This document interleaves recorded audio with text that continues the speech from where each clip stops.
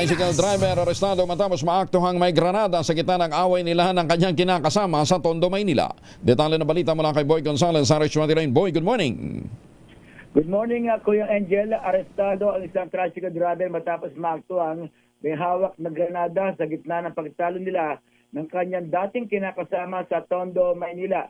Kinilala naman nila pulis sa district ang suspect na si John Leonard Molera, alias CJ, 26 anyos, residente ng Prudencia Street sa Barangay Paypay, Tondo. Naaresto siya ng mga tauhan na sa Bago Police Station o PS1 sa pangunguna ni Police Staff Sergeant Russell Ortega at katatlong iba pa.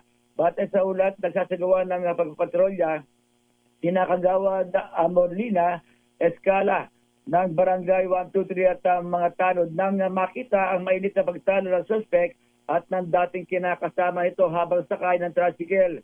Namataan nila may hawak na granada ang suspect kaya agad silang humingi ng tulong sa mga pulis na recover mula sa suspect ang isang MK2 fragmentation hand grenade o kinakalawang na lumang granada na may nakabalot na masking tape na may markang JMM.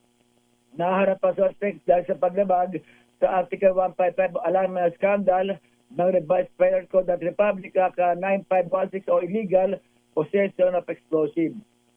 Ito si Boy Gonzales para sa Bisa Arizona sa Pilipinas, una sa Pilipinas. Maraming salamat, Boy.